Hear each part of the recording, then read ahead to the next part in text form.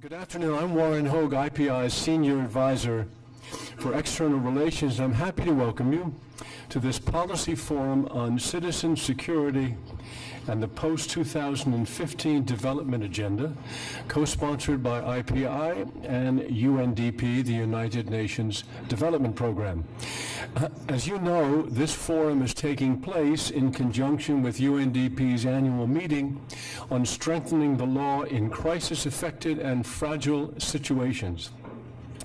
There's a lot of attention being paid these days, and I must say in this room, to crafting the post-2015 development framework. And UNDP and its partners feel strongly that that framework should include violence reduction, an area that was not targeted in the original Millennium Development Goals.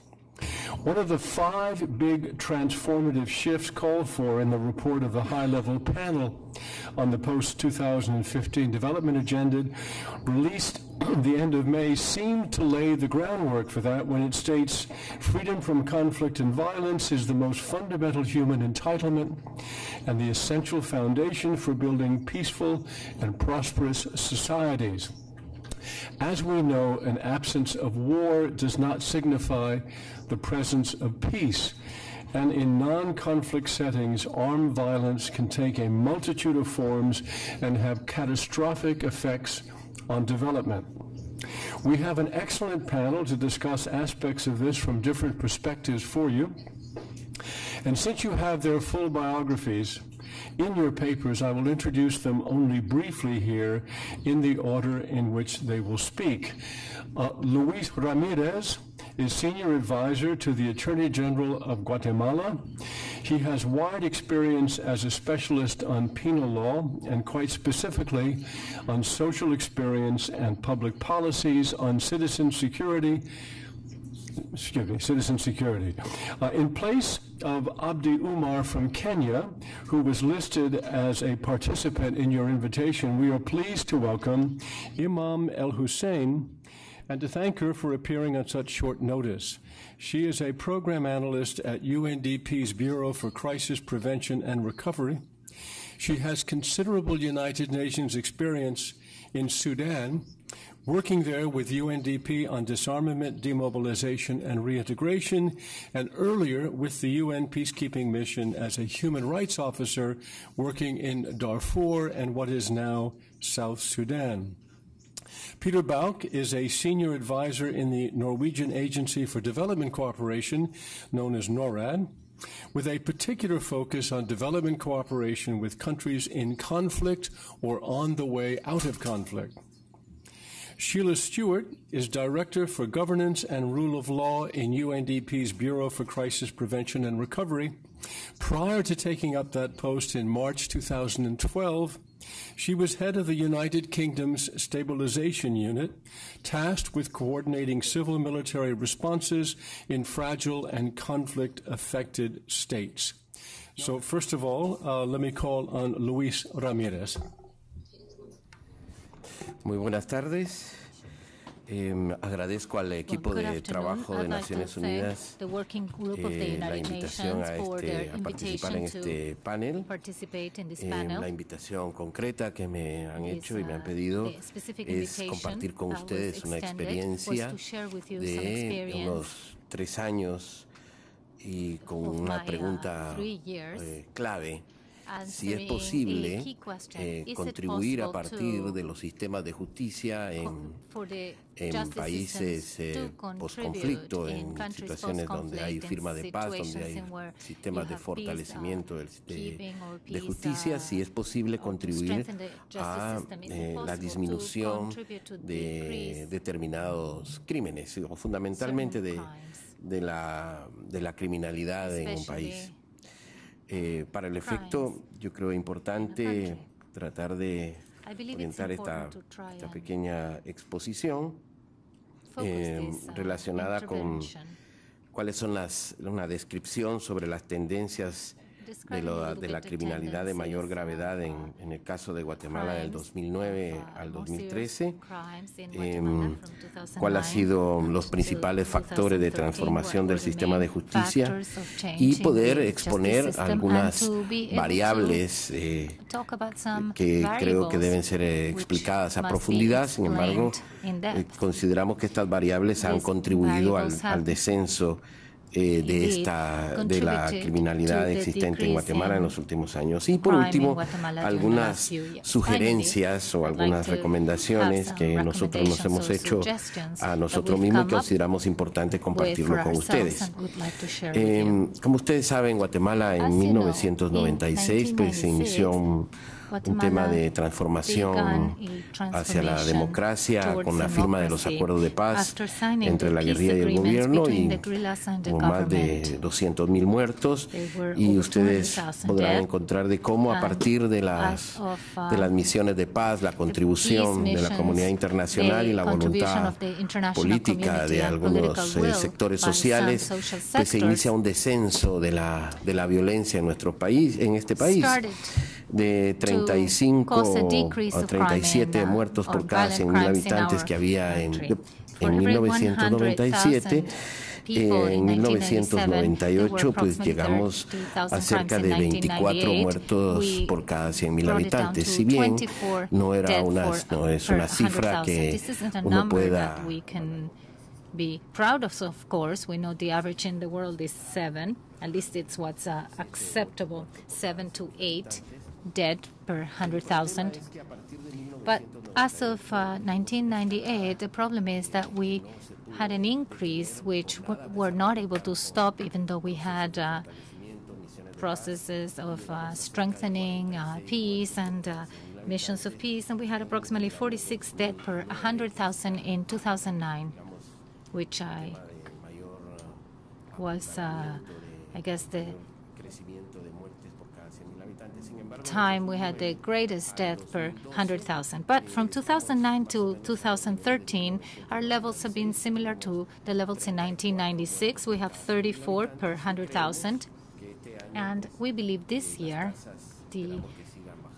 we will be able to decrease these figures even more by continuing to do what we're doing. In the last 3 years, we've been able to decrease crime from 46 to 34 people killed violently per 100,000 people compared to 1999.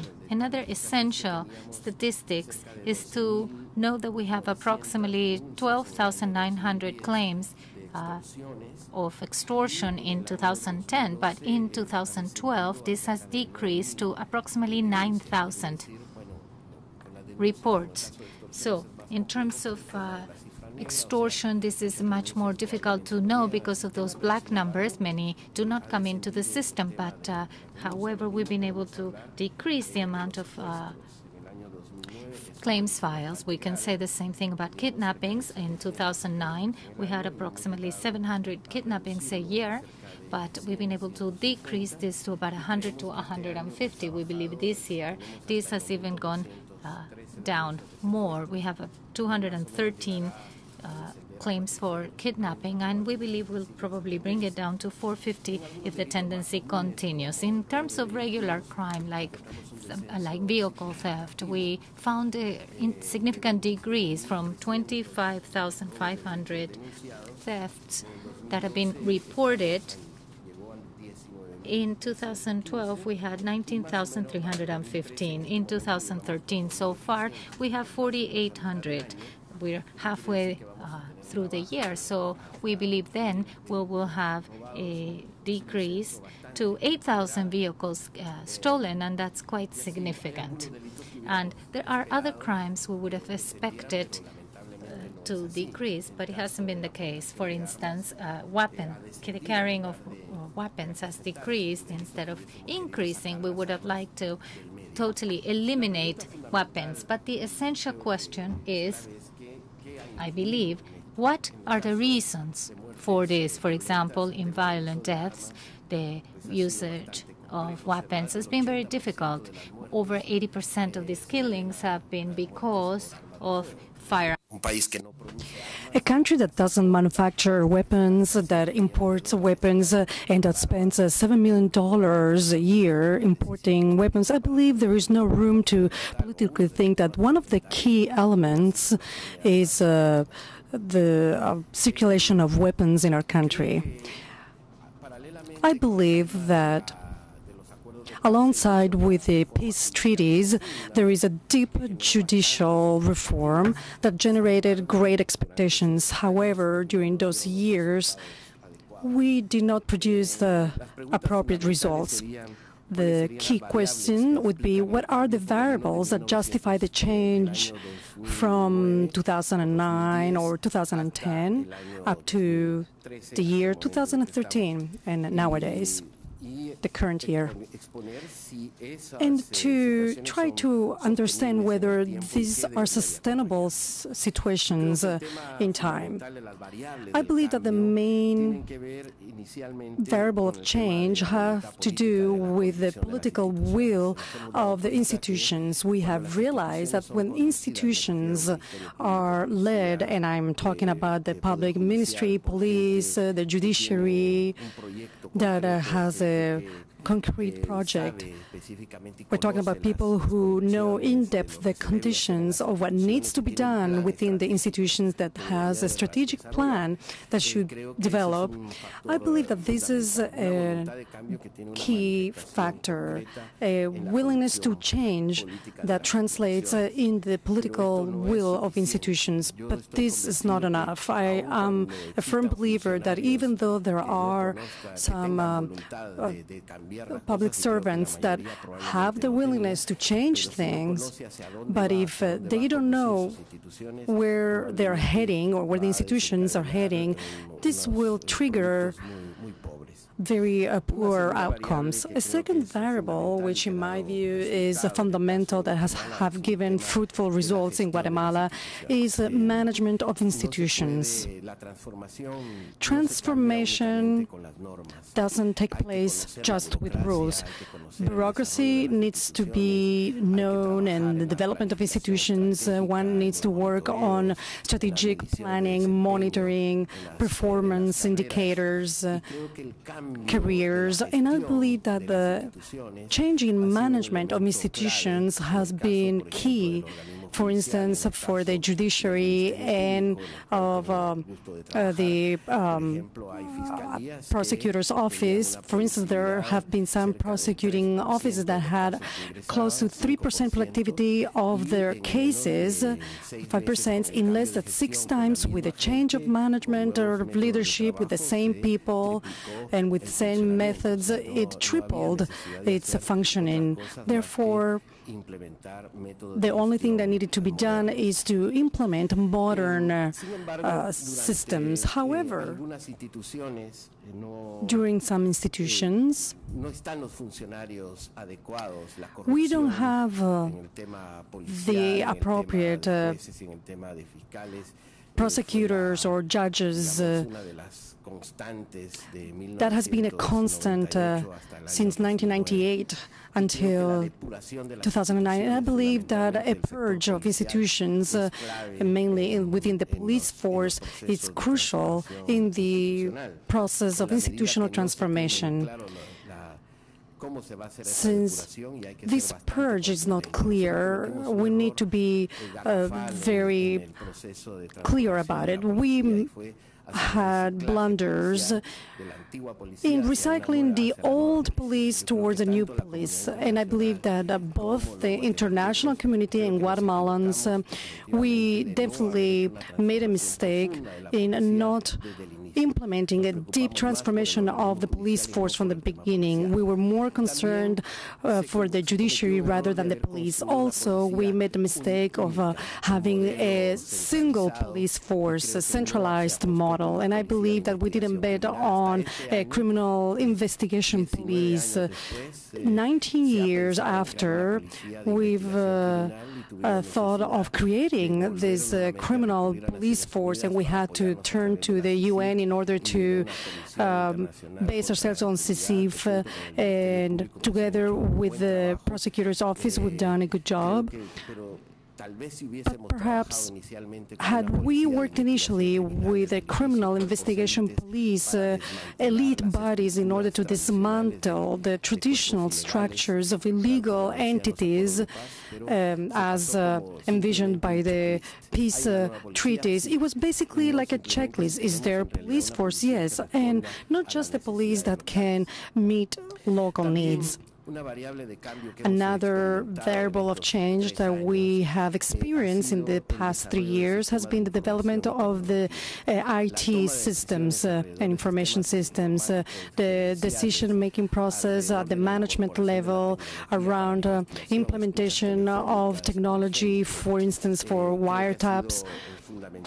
I believe has been pivotal, and also development of decision-making of criminal investigation. I believe that this is crucial to include with a new management. We cannot have modern systems with information systems that are obsolete by 200 years.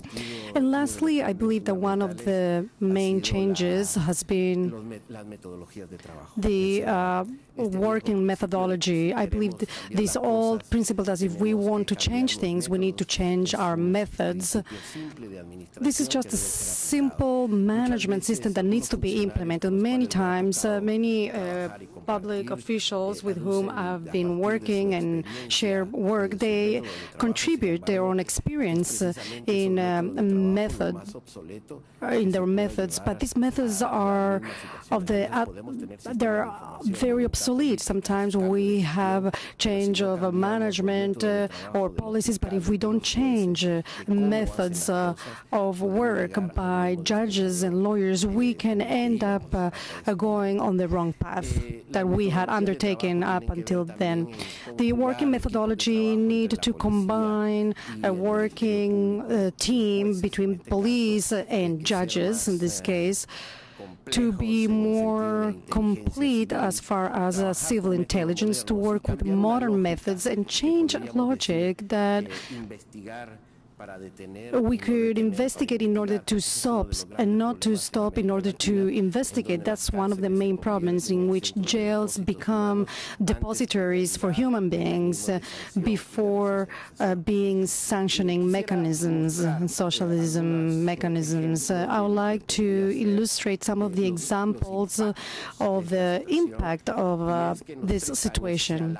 In these 3 years, the relation, if there is any, between, and I do believe so, what could be the increase of solution of cases through the justice system and the decrease of violence. In 2010, we barely had 14,000 resolved cases out of 300,000 cases reports.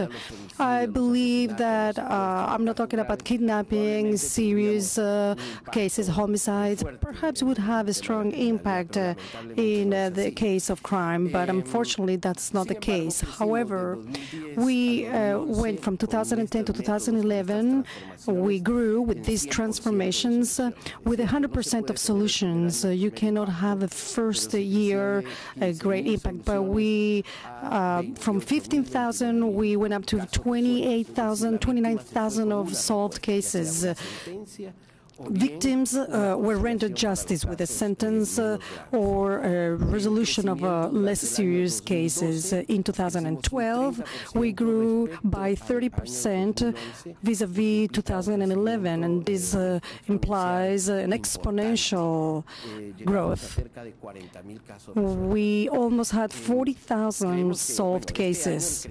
This year, these will experience a lower growth, but I believe that the working methods are stabilizing in conjunction with police, with some of the sectors of the police, has been quite effective.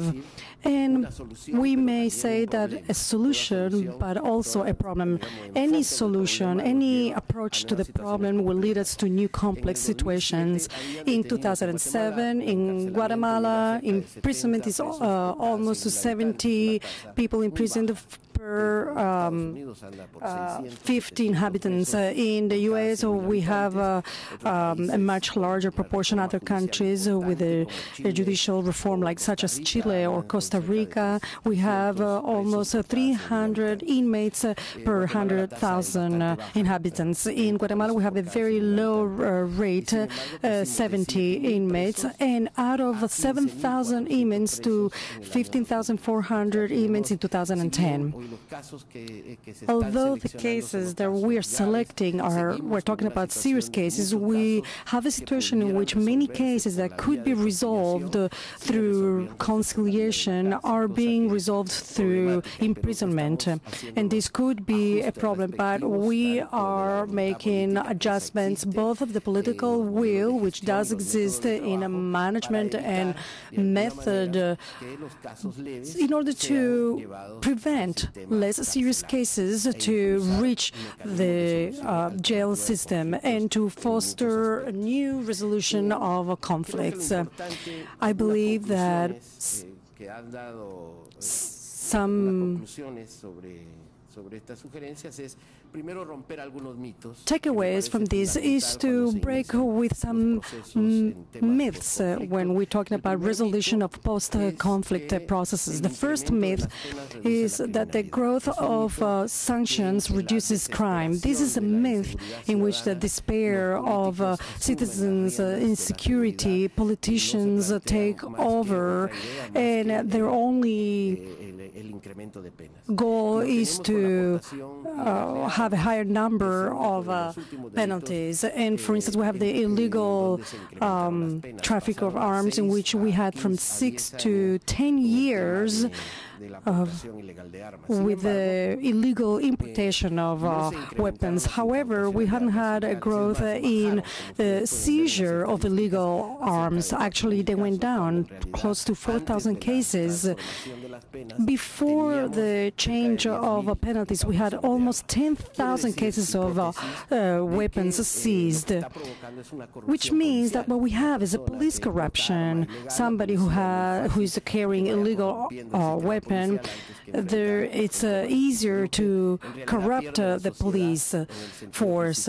Society is the one, in the end, that loses because of the lower effectiveness of sanctioning illegal arms. Another myth is the death penalty.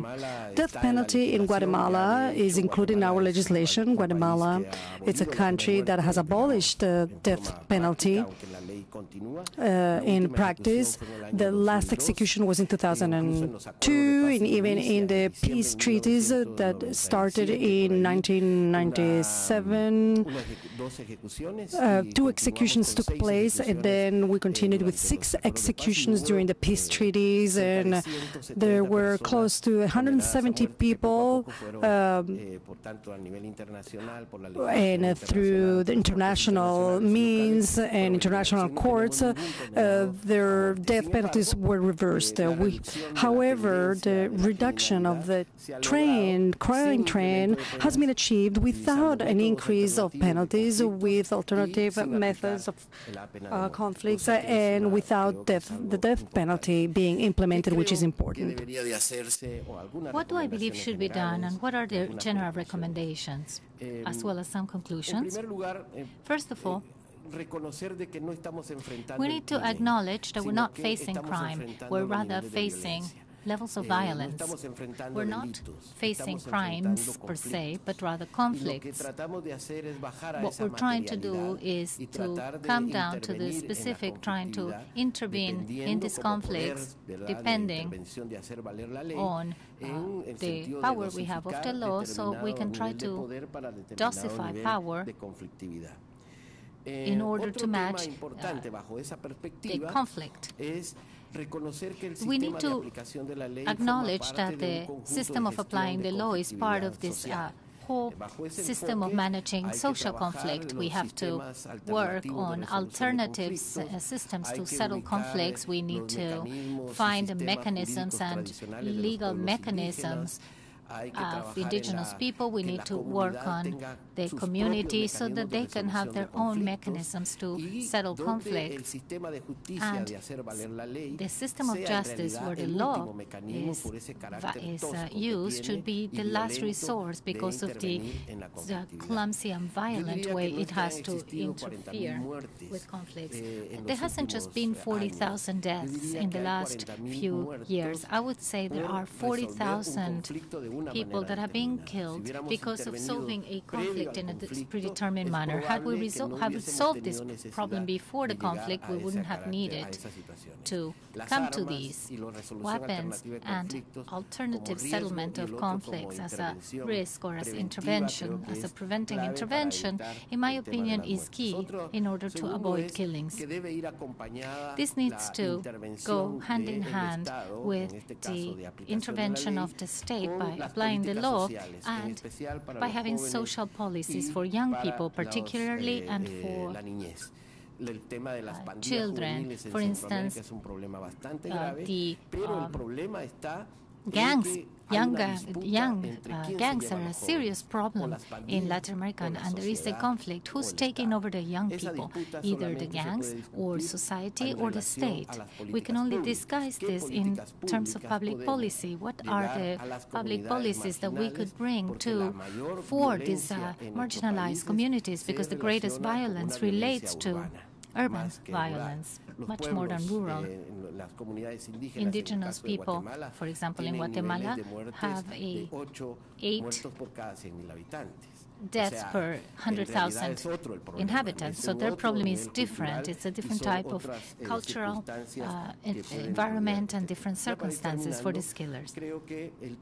So also, I think we need to support victims in terms of reparation. That is key. There is a conflict, there is a perpetrator and a victim, and we need to prevent and we need to provide reparation. This should be a public service under a public service and not by law enforcement. This is another key mechanism that we can use.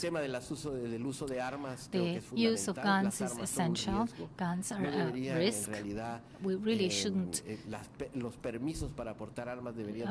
give permission to carry arms. We should be very stringent with that. This is a public policy that would be key, and our countries and international community hasn't done enough, in my opinion, and particularly has not done enough in Central America to eradicate the use of weapons and the weapons sales. It's not the problem when you use a legal weapon. The problem is people carrying arms and having them.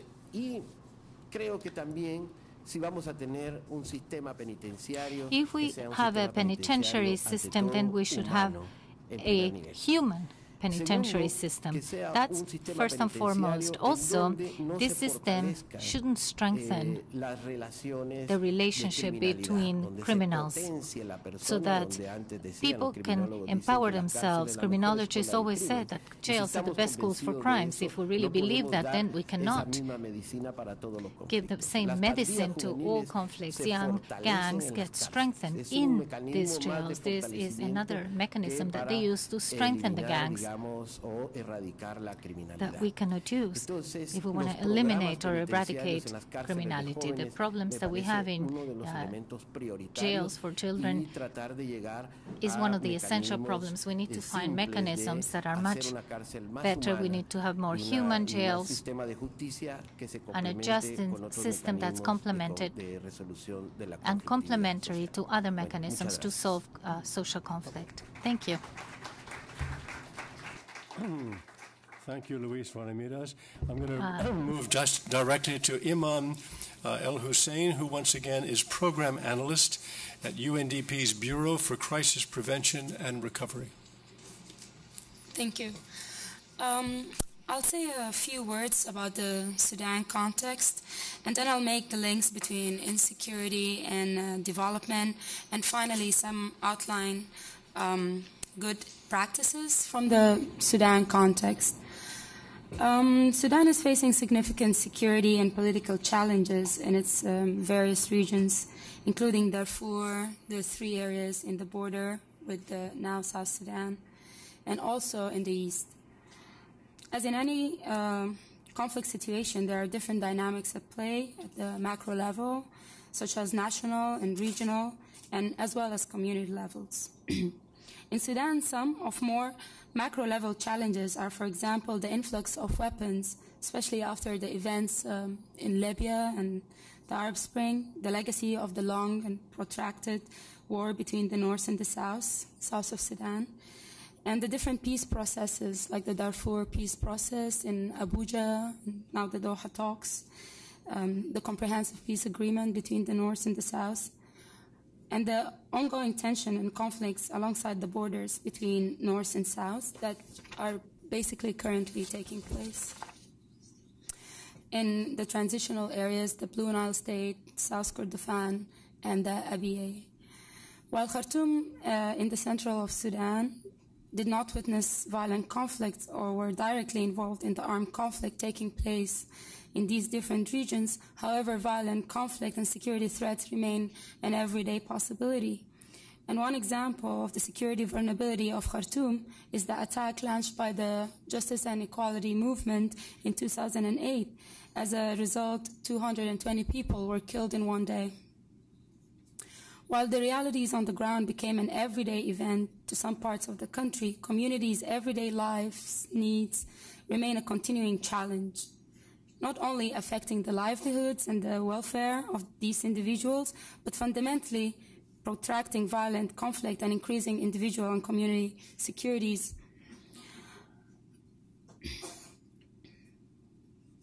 Not only affecting the welfare, but that is also because there are different dynamics at play, like local conflicts, often concerning natural resources like waters, land issues, sometimes tribal relations, grievances of legacies of conflicts that have not been dealt with, shortage of resources, shortage or lack of service delivery, broken down traditional mechanisms, and fundamentally lack of trust in the government institutions. The presence of armed groups and high levels of arms in communities in larger conflict, in addition to challenges that face certain groups in the community, like women, children, and therefore sexual violence becomes a reality of every day to some of the community, and recruitment of child soldiers is the only source of living to certain households. So in each region in Sudan, the dynamics and at the community levels are very different and depending on each tailored context. But it's important to note that these local challenges are also related to macro-level conflict dynamics, as mentioned earlier, like the regional influx of arms. They are both feed into each other. So in this paper, I'll just mainly highlight some of the main security challenges at community levels, how these impact development, and what kind of responses these challenges require. As a link between insecurity and development, the impact of ongoing conflict and insecurity in development is enormous in all regions of Sudan. On the one hand, conflict and insecurity obstruct sustainable development, and on the other hand, lack of development, ongoing marginalization, and the lack of basic services are caused to prolong these conflicts and dissatisfaction with the government. For example, in Darfur, poverty levels are amongst the highest in the country, with almost 2/3 of the population falling below the poverty line.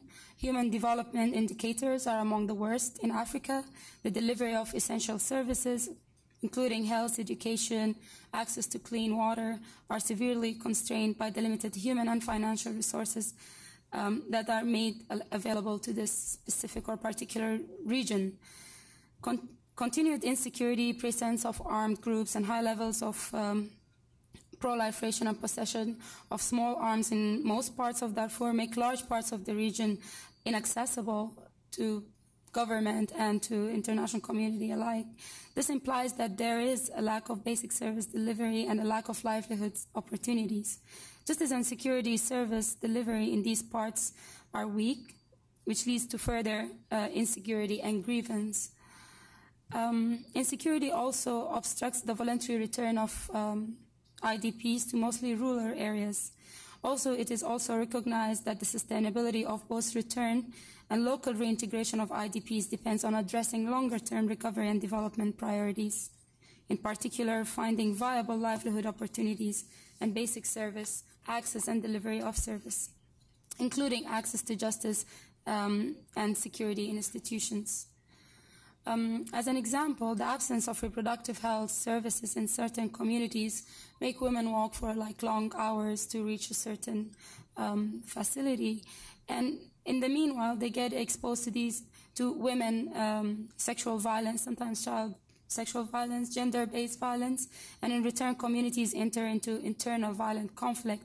In one of the UNDP assessments, community leaders identified the construction and delivery of health services as a preventative measure of armed violence in that particular community, as it was indicated that warring between neighboring communities are usually caused by these kind of perpetrations against the females, transporting from one place to another. And this is an example of how development issues link directly to the insecurity of that community. Another example is that communities with water resources challenges didn't only need a water resource, but also requested the support to create a community local structure that helped them manage the distribution and consumption of this water between different communities, sedentary versus the nomads. So this was also a direct request that was linked to insecurity of that community, not the resource itself, but the management of that resources. These examples reflect on the interrelation between development and security in a particular region that is related to service delivery and also to empowerment of traditional mechanisms in the community. Finally, I will discuss good practices for addressing insecurity and conflict that we've experienced, like applying good practices in Sudan. The complexity of the conflicts and insecurity in Sudan require responses at all levels to respond to the immediate security challenges, as well as prevent further conflict to enable development and basic service delivery. And four main elements for effective response were identified. The first was fostering a political will at the macro level. First and foremost, there is a need for the political will and continued dialogue with the armed groups to reach peace agreements, and in that sense, inclusive peace agreements. This should go hand in hand with efforts to build confidence and trust in the government and institutions.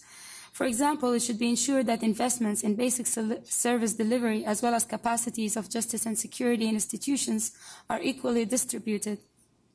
Currently, the amounts of police posts and courts, as well as police officers and judges, are proportionally much lower in, for example, Darfur comparing to the center of Sudan or Khartoum. The same applies to basic service delivery alike. The second point was the strategy and policy making at the national level. For example, with regard to small arms specifically, the government of Sudan has developed a national action plan for small arms aligned weapons control, focusing on issues like small arms proliferation, cross-border smuggling of illicit arms, and armed conflict among ex-combatants, ethnic groups, inter-communities, and nomad farmers, and means of control of small arms. As part of this, the government also took initiative to reach a regional agreement with neighboring countries to tackle the regional dimension of the problems of small arms. However, it is recognized that small arms control and national policies are not enough, particularly not in a country where conflicts are still ongoing, and not all armed groups have signed peace agreements. Also, there is the challenge of small arms and light weapons proliferation in non-armed groups context, where these arms are possessed by communities for self-protection, where there is absence of state institutions, where there is almost no government presence at all, and sometimes it's not enough. This is why the third element of addressing reasons why people resort to carrying guns in the first place or resolving conflict does not have durable impact. In total, there are 3.2 million small arms and light weapons in circulation in only the north of Sudan. 30% only are in the hearts of the law enforcement officials. The arms supply will continue to exist and circulate. For this reason, efforts have also been undertaken at the community level, addressing grievances and building trust and confidence between the population and authorities, as well as between and within these communities. This trust and confidence building goes hand in hand with the fourth identified element, which is a focus in improving service delivery of these government institutions to ordinary communities and marginalized communities. This includes a functioning justice, whether formal or informal, and access and effectiveness of security institutions. Examples that bring these four elements into play were extracted from North Darfur, the capital of North Darfur, Al-Fashir, where they have shown us that strengthening of local leadership to address some key concerns of community members is a comprehensive way, is more effective and efficient.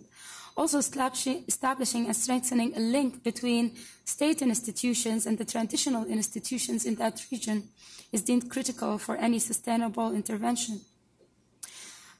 Second, bringing together community members of around 10 villages, engagement in dialogue, including women and vulnerable groups, traditionally vulnerable groups, and ensuring their representation in these structures were all heard, led to an important agreements between the villages on, for example, commitments to register arms for the first time in these communities, not carry guns openly in marketplaces and where communities gather, and try to encourage the storage of arms out of the household in one location.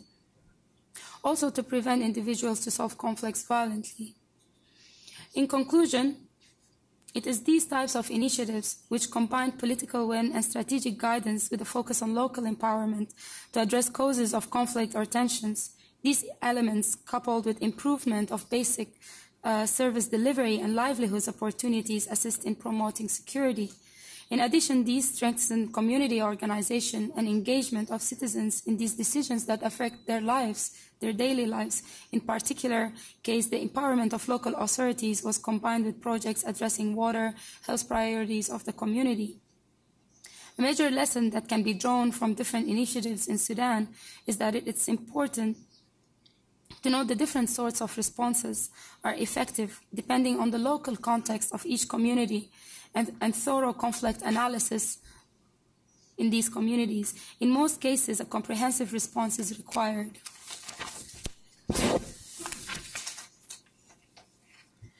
Addressing various levels of conflict involving all different social groups in community. Thank you.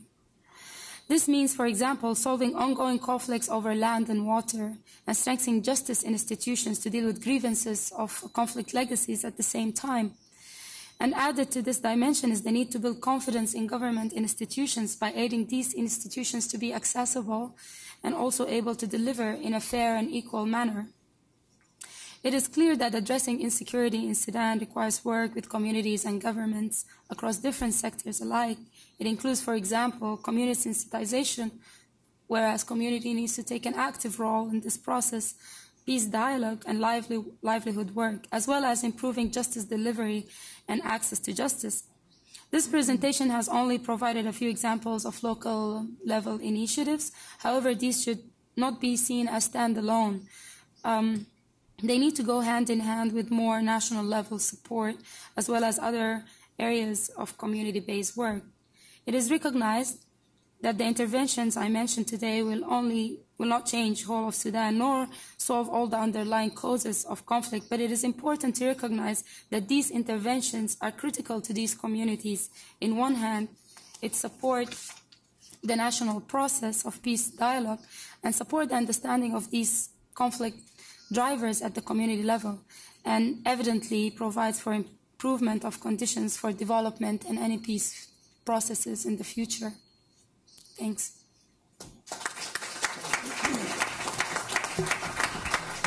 Thank you, Iman. And now we'll go to Peter Bauck, who once again is a Senior Adviser at NORAD. Yes, thank you for inviting me to address this distinguished audience. There can be no doubt that human security for the individual citizens of any country, freedom from fear and want as it is defined, will remain a key issue in the years to come. A society free from security threats towards the individual regardless of for what reason, is a far more attractive society to live in and for each individual to realize his or her potential in.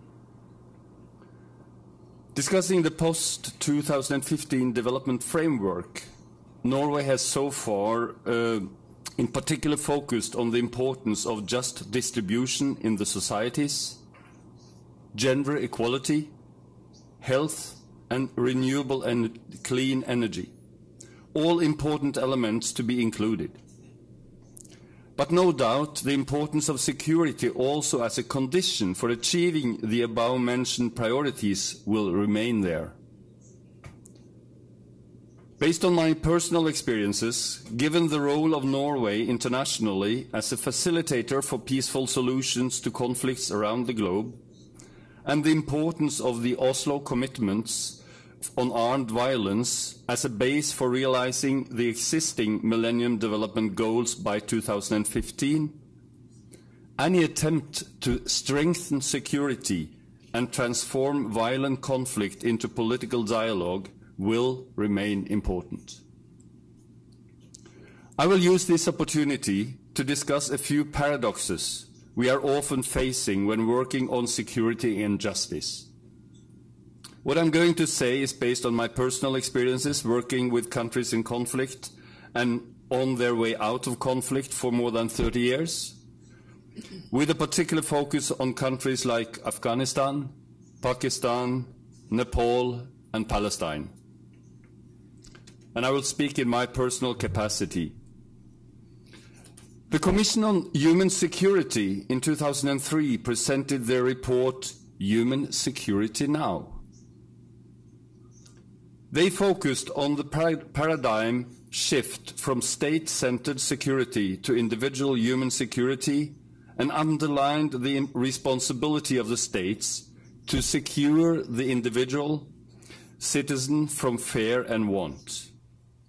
They also emphasized the importance of empowering people to fend for themselves and their right to human security. A couple of years ago, I spoke to a minister in the government in Palestine, previously led by Salam Fayyad. We discussed the future prospects of a two-state solution. He was pessimistic. In his view, the situation moved towards war. And according to him, a third intifada would be different from the two previous ones. Now, most Palestinians would be of the opinion that they had nothing to lose. They were forced against the wall, either survival or extinction. In the Israeli film The Gatekeepers, nominated for Oscars, former heads of Shin Bet reveal their views and doubts regarding the ongoing occupation of Palestine. Several of them express an understanding of the frustration and anger growing among the Palestinians and resulting in violence and suicide attacks. One says at the end of the film that our terrorists are others' freedom fighters and heroes.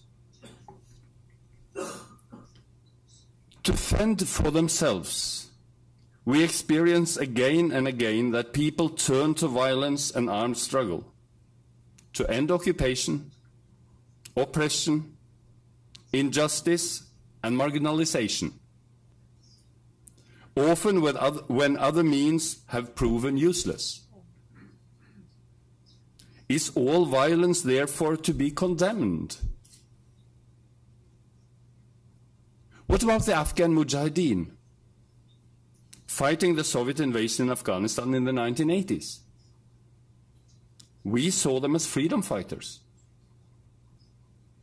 as we did with a number of liberation movements fighting colonial rule. Would the transformation process ongoing in Nepal been possible without 10 years of armed struggle from the Maoists against the Royal Army of Nepal?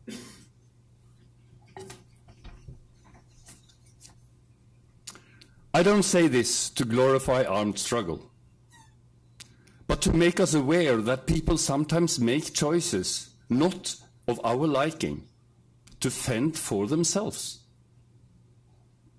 I say this to make us aware that sometimes humans conclude that use of violence is necessary to change the political, social and economic context in a way more conducive for sustainable and inclusive development. We are in need of a thorough understanding of the reasons and forces behind the conflicts, and who are the connectors to work with and spoilers to neutralize or change. Talking about security, we touch upon a key concern for any human being.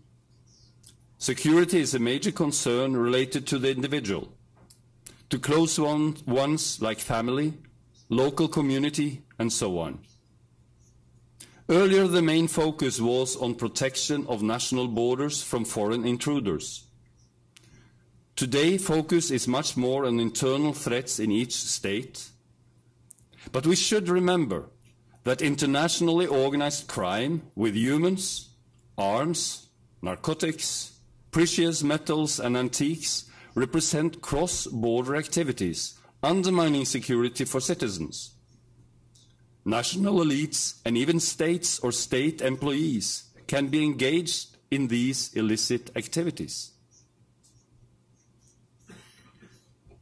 In Afghanistan, we have experienced during recent years a focus on increasing the number of soldiers and police to strengthen security ahead of the international withdrawal by 2014. I'm not going to discuss how successful this has been, and we know there are quite diverging views. My concern is that lack of focus on the legitimacy of security forces and the government they are said to serve often is less focused, presumably because this is a much more difficult question to approach. Weak democratic control of security forces, lack of clarity regarding different security forces' role in society, and proliferation of different kinds of security forces, like in Afghanistan, so-called local police, or arbakis as they call them, are often seen as a rearming of former militias controlled by local warlords. This is not supportive for strengthening legitimacy. Linked to this is our tendency of approaching only elements of the security sector. We tend to forget the importance of a holistic approach. When I worked as a diplomat in Palestine 10 years ago, I was approached by the head of preventive security, asking if Norway could support the training in community policing.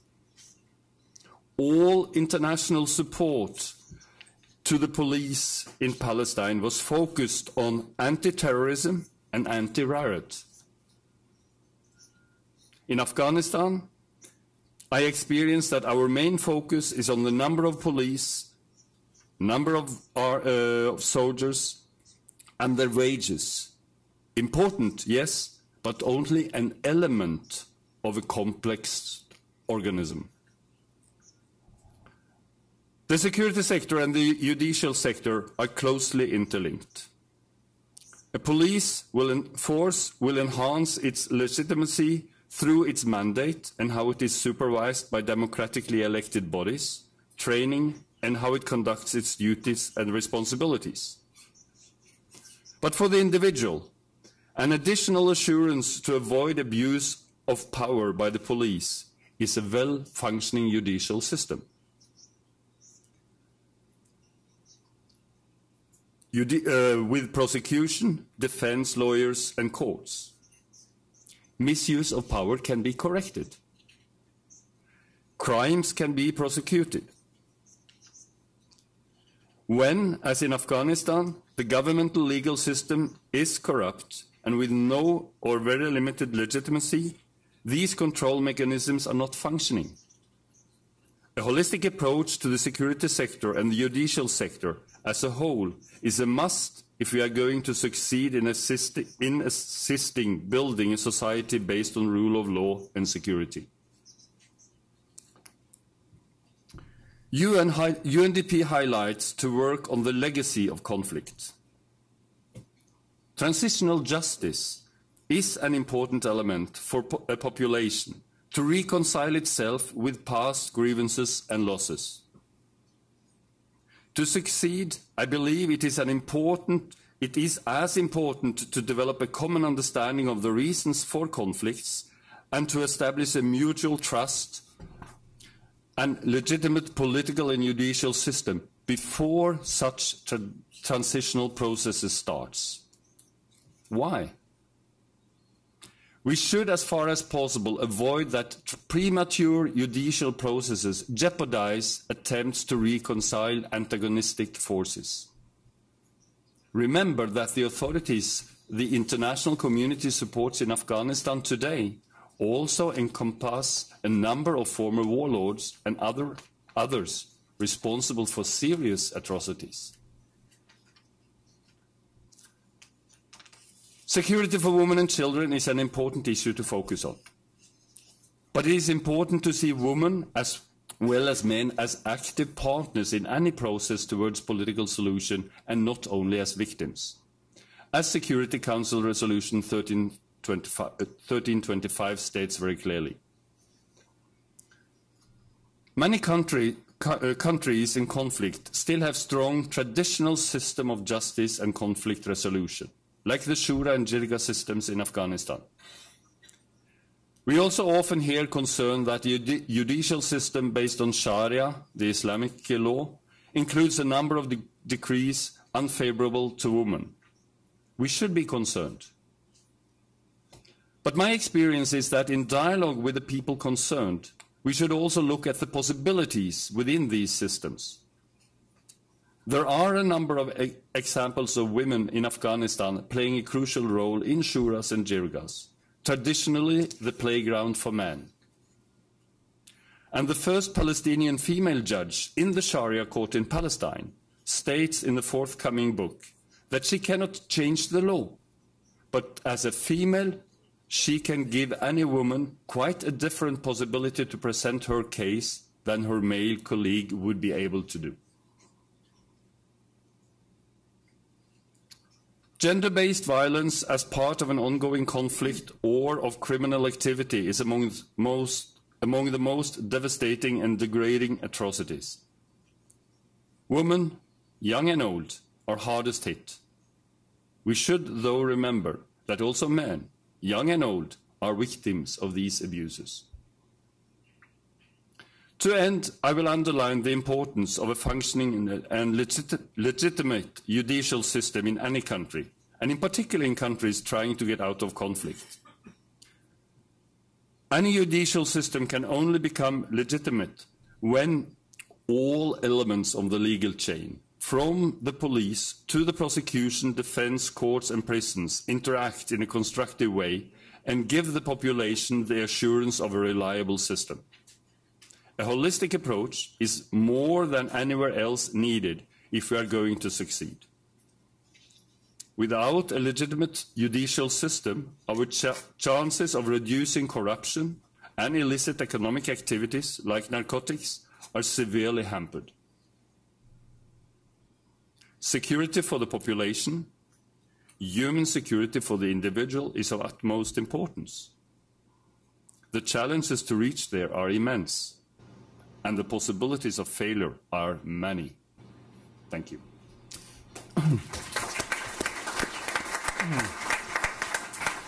Thank you, Peter. Our final speaker will be Sheelagh Stewart, Director for Governance and Rule of Law in UNDP's Bureau for Crisis Prevention and Recovery. Sheelagh? Thank you very much. Good afternoon, ladies and gentlemen. As you know, we're here this afternoon to raise awareness about the importance of the inclusion of violence reduction in the post-2015 development framework and to advocate for the establishment of clear goals, targets and indicators on violence reduction.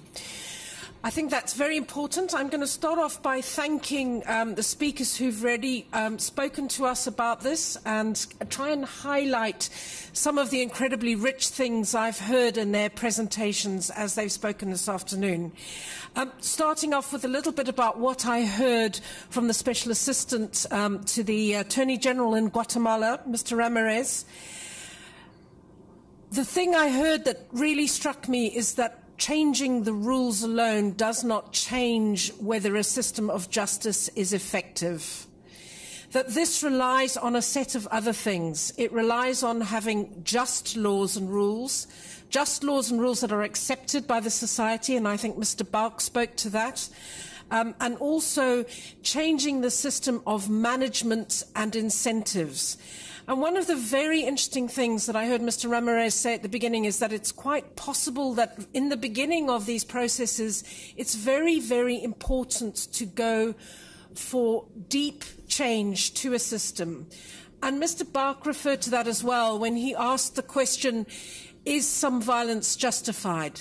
Because a lot of times when communities become violent, they become violent because they have felt that there are no other options and choices. And speaking about the part of the world where I come from, which is Southern Africa, and the sort of era that I grew up in, which is the period of the colonial wars, it is clear to me, looking back, and it was clear to me at the time, that the violence in those societies happened because the black populations felt that they had very little choice. They had tried peaceful means.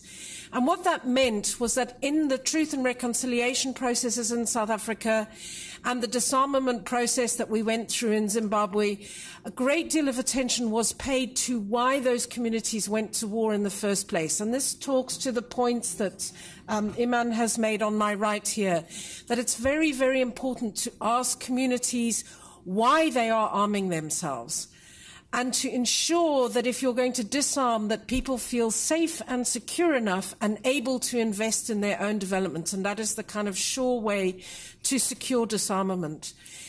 So it is with the understanding that we have gained from these speakers about the importance of a holistic approach, not just an approach that relies only on rules, only on laws, but an approach that relies on asking communities what they need to feel safe, that we are advocating for the inclusion of specific goals on this in the post-2015 framework.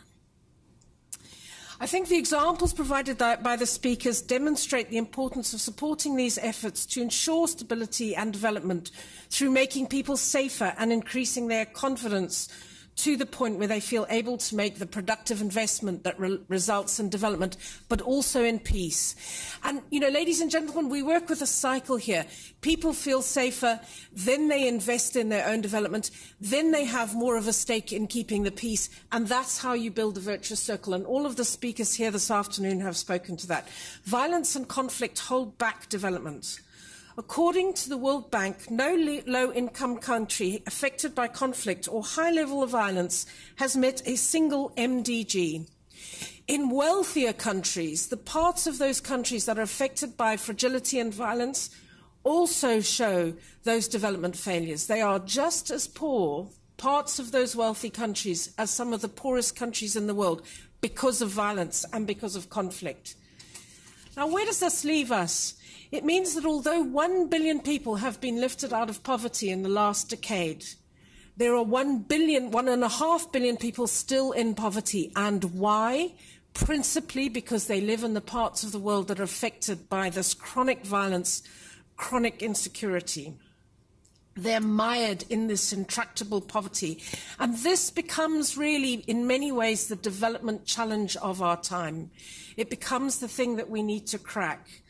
As we've learned from today's examples from Sudan, lives and livelihoods are destroyed as a consequence of lack of justice and the absence of security.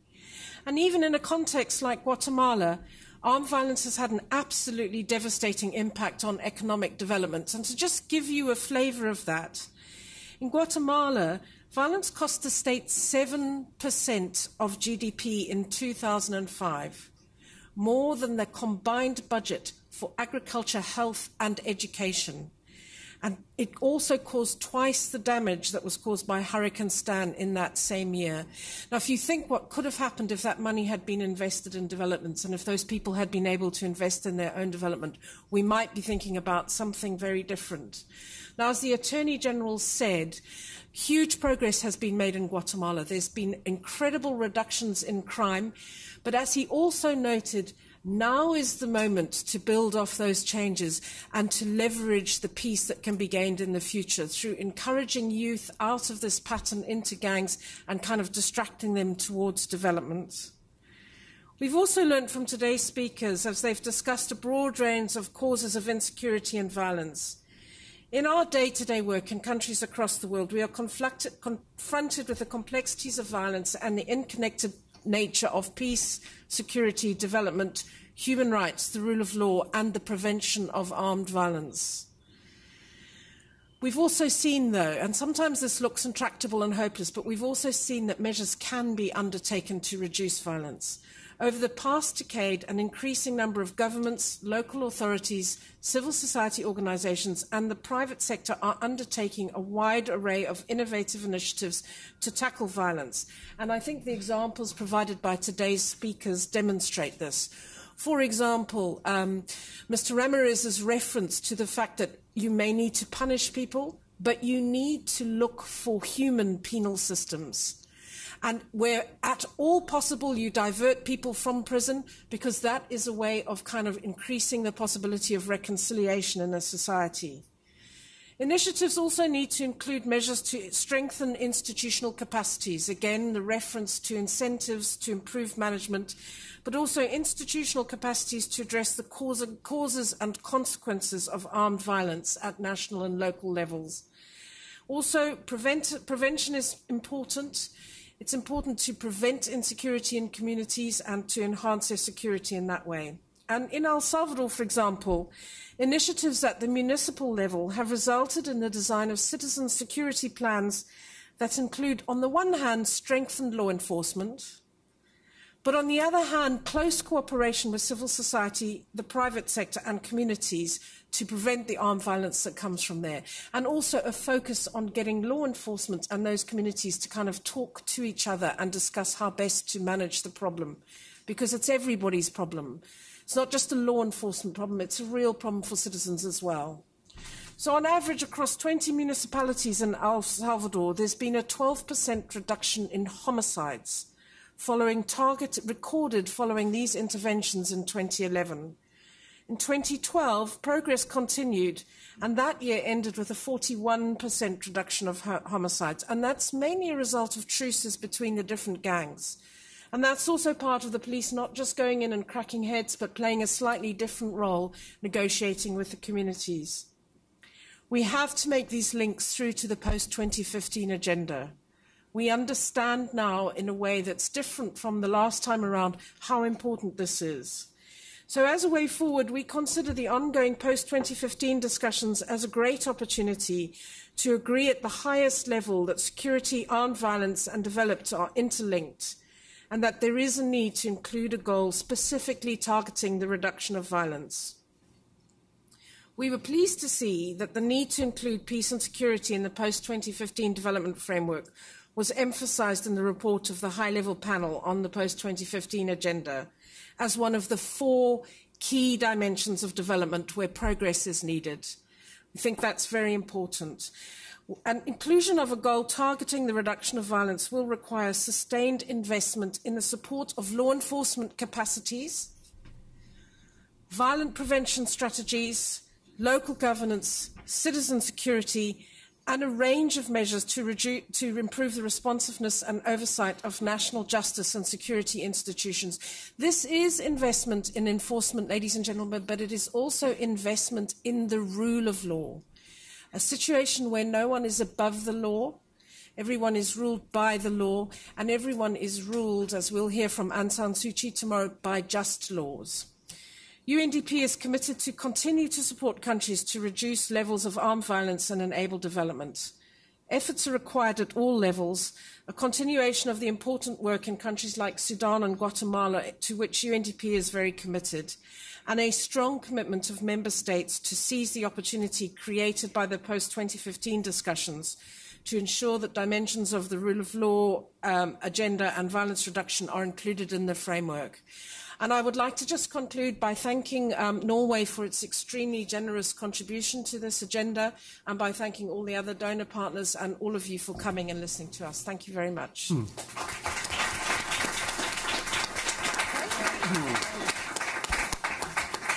Sheelagh, thank you for those remarks, and thank you in particular for having listened so well to what people said before and knitting that into your own comments. I much appreciate that. I'm going to go to the floor for comments and questions, and I'm going to begin with a special guest who is Paul Biska of the World Bank. He's operations analyst in the bank's Social Development Department, Social Cohesion and Violence Prevention. Paul? Well, thank you very much. Can you hear me well? Good. Well, you know, for someone who looks a lot at data, it's really great to be in New York. It's really great to be part of this conversation. And I could not stop thinking about what happens when you raise transportation costs in a country like Brazil. And when you have all this protest going on and these questions of insecurity, which really encapsulate the different sides of the story that we're trying to portray here. So what I will try to do very briefly is tell you a bit about what the World Bank does in citizen security and give you a flavor of the type of projects we do. As with most projects, they all start with some analysis. And one of the most essential analytical tools we have is a public expenditure review. And we've recently done one in Liberia together with the UN. We did one in El Salvador, which sort of expresses and encompasses many of the characteristics which the speakers spoke about today, the holistic approach, starting with an institutional mapping of all the sort of institutions that deal with crime and violence prevention. These types of analyses usually feed into operations, loans. Development policy loans are usually budget instruments. There are ways in which we help client governments to direct budget support, and many of them, particularly in Brazil, in Latin America, have citizen security components in them. So you'd have a priority, you'd have some sort of conditionalities related to taking active measures to improve citizen security. And the final and more cutting edge type of projects are direct sort of lending operations like the one we launched in Honduras, which is the World Bank's first citizen security project in Honduras, which will go directly, as Mr. Ramirez mentioned, to municipalities linking communal and sort of legislative institutions. So where are we going with this type of work? In essence, it will bring together two sort of strands of thought. One being that we need a multi-sectoral approach, but also targeting different levels of institutions, as well as sort of building up criminal justice systems. So looking at urban violence a lot, trying to help client governments target urban hotspots to urban upgrading programs, looking as well as penitentiaries, criminal justice systems, trying to apply our core competence in economic management to make them more effective and therefore increase their legitimacy, and then trying to enact youth employment projects in different types of initiatives that respond to different levels of prevention, whether it's first type of prevention, secondary or tertiary. As you know, the entry point for an institution like the World Bank is economic. And the intellectual foundation for that was laid in the World Development Report of 2011, which Sheelagh cited in her presentation. So that's all from me right now. Thank you again for the invitation, and I'd be glad to take questions, if any, after the event. Thank you, Paul. If you would just raise your hand, I would love to get some questions and comment from the floor. We have a few minutes left. If I see more, I see one already. If I saw another one, we can, okay, and in the second, 1, 2, 3. We'll take all three at once, panel, and then answer them after that. Please. Andrew Tomlinson from the Quagga United Nations Office. Thank you for a wonderful set of presentations today, a very interesting discussion. We heard a lot from a number of the speakers when they were trying to describe a change in a particular country situation by describing reductions in homicide rates. I'd be interested to hear from the panelists how much they feel that tracking a reduction in homicide rates helps us actually measure changes in a society that's actually getting better at processing disagreements, at becoming more inclusive and becoming more resilient. And if that is not the measure, then perhaps some ideas on what other complementary measures might help us. And obviously the problem is that just measuring and focusing on that could easily lead in a simplistic interpretation to more repressive societies and not less repressive ones. Thank you. Thank you, Andrew. The second was a woman. Yes, I'll be here in the front row, please. Thank you so much. My name is Staffan Tillander. I'm with the Swedish UN mission, and I'm also chair of the Liberia country configuration of the Peacebuilding Commission. And I want to pick up on two aspects that were mentioned. One was Ms. Stewart, who was talking about the fragile states and this being the nut that we need to crack in terms of development challenges, because fragile states are left behind in the development process. Now, it's a development challenge. It's also a security challenge. The way you describe it, it's very clear that that's the case. And that links me to the other comment, which was from the World Bank here about the economic aspects of this and the public expenditure review in Liberia, which I think was a very, very, very useful contribution and tool to put the police and justice system in a broader context. The question is how we do that, because then we need to link the economic actors like the World Bank together with the development actors like UNDP and the security actors like the UN mission in place and others dealing with security issues. So how do we take this forward? So we implement this, we meet this challenge, development, security, and link it to the economic issues with the World Bank. So that's my question. Thank you. And I think we had a woman here on the aisle. Yes, right here. The third. Hello, thank you. I'm an intern at the UN, and I would have a question for Mr. Ramirez on the situation in Guatemala. And I wanted to ask you what your opinion is on how to measure the significance for the reconciliation process in Guatemala of the Rios Monte trial that is going on right now. And yeah, thank you. So, panel, I think we'll start with a question about measurements and a homicide rate. Sheelagh, would you like to take that? Sure. Thanks very much. Questions about measurements are always really, really important. Homicide rates are a good proxy for what happens in terms of violence reduction, and they also tell you something about efficiency and effectiveness of the legal system, but they are not enough by themselves. And so what we do to try and sort of pick up on the problem that's been measured is we use a lot of civilian perception surveys to establish things like how safe people are feeling, how much they trust the authorities, and so on and so on and so on. But so I suppose my answer to the question would be you need a package of both quantitative and qualitative measures, and you need to triangulate across different types of data. That if you only ever use one set of data, the picture will be partial. So you're quite right to query homicide rates. They help you to a certain extent. To get the whole picture, you need to be doing some perception surveys and also closer interview type of surveys. Thanks very much. And then the second question from Staffan. Do we have any volunteers? I might ask you again, Sheelagh, since it was about coordination here. And okay, so I think if I understood correctly, you were asking about how we were going to manage the coordination that was required to handle the fact that this is both a security and a development agenda. And I think within the UN system, it's worth referring to one structural change and then just also one partnership that we've recently formed.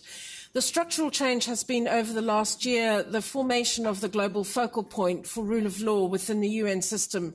And that draws together both the UN mission and the rule of law elements of the Security Council, including DPKO and ourselves, in an attempt to provide coherent and holistic rule of law support on the ground. And that means that we can bring in the approach that we need that includes both repositioning the police and the security institutions as well as the developmental side of the agenda. Now, we've had quite a lot of success in that, and a lot of the detail is reflected in our report, but I won't go into the detail for now. And then in addition to that, we are looking at working and have been working quite closely with the bank on forming a partnership which helps us to take advantage of the comparative advantage that both institutions bring and strengthen the kind of the collaboration. So through that, we're able to understand better about where the rule of law fits in the sort of commercial environment in the society, but also we're working more coherently together. Peter? Yeah. Just to bring up some of these paradoxes again related to that issue, because one of the things that have struck me is that in a number of these countries we're talking about, where we have conflict, we also have a tremendous strong political agenda from different international players when it comes to their engagement, which is counterproductive to coordination. I know it very well from Afghanistan, Pakistan, Palestine. So, in a way, we have to see there are limitations here, how far we can reach in this ideal coordination. We should have seen that everyone worked together for the same goal, but then there are some other political agendas that are very, very heavy, be it war on terror or colonial history or whatever it is, strategic interests of different kind. So, yes, we need more coordination and we should be more clever in cooperating, but there are a lot of obstacles to it. And Luis Ramirez, there was a question about the Rios Montt trial.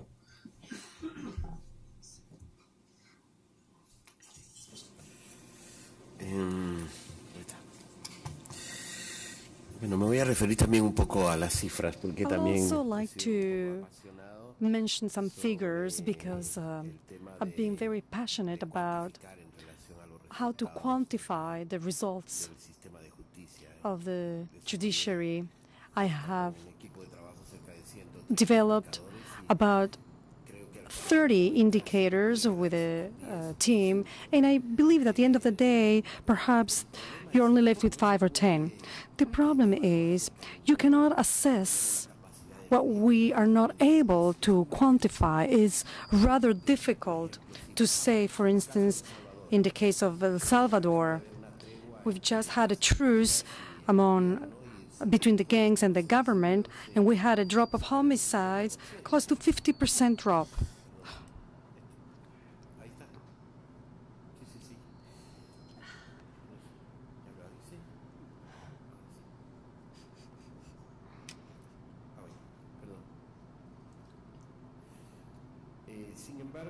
However, one may ask ourselves, well, there's been a 50% drop in homicides. That's a good sign if you don't know what is the actual result. The problem is, if the goal is just to reduce homicides or to generate a sustainability process, I believe that the indicator can also tell us what are the factors and the variables at a structural level that would allow us to state that that will be sustainable and not just a midterm measure. So we need to bet on structural changes. But that cannot be done with investing 200 million in a year. I believe that the governments will get scared. They won't be able to implement it. We've seen how there is an accelerated way of assessing results in an immediate term. When we've had 100 years of consolidation of authoritarian mechanisms in our countries, and in 1992 we want a peace treaty and have a checklist, thinking that just by signing papers we have already fulfilled our goals. We need to have the ability to develop our indicators on structural and qualitative changes of institutions. And I believe that within the justice and security system, we are still very limited. Perhaps the health system, education system have a longer experience in order to develop these qualitative and quantitative reference indicators. But we should still persist on this, because this is what's going to give us results in the mid and long term. The case of Ríos Montt, the trial ongoing, there is a complex problem in Guatemala as far as the decision of the constitutional court to void the trial. We've seen how the judiciary independence is more entrenched in the lower level courts. When we chose the judiciary, we chose to have a professional aspects of the judges, and that then becomes a much more political decision. This is one of the elements of how the selection of judges and magistrates needs to be done as far as constitutionality, and also the element of having given a resolution, even though has been avoided, has caused a symbolic change in society. For the first time, we haven't had such an ample debate as the Ríos Montt trial in young people that were born even after the armed conflict. This is important about the debate, this audacity of the prosecutors to have presented the trial and the victims to have taken on that historical commitment and the bravery of the judge in spite of the pressure. Ríos Montt is not a beloved person by the traditional and financial sectors of our country. It's a very controversial person. However, in this juncture, they united in order to exert pressure and achieve their goal before the Constitutional Court to give rise to a situation that was favorable for the victims. However, this is not a closed process. No one said this is the end of the trial, because the court has pointed out some elements. There is a trial for next February in calendar. So if the victims have been patient enough and had the will to exercise their right to justice and truth for 20 years, I think next year we will have a trial. We are out of time, and I want to do two things. One is to thank the panel for their contributions, and also to wish UNDP well as it begins this two-day meeting on the rule of law. Thank you.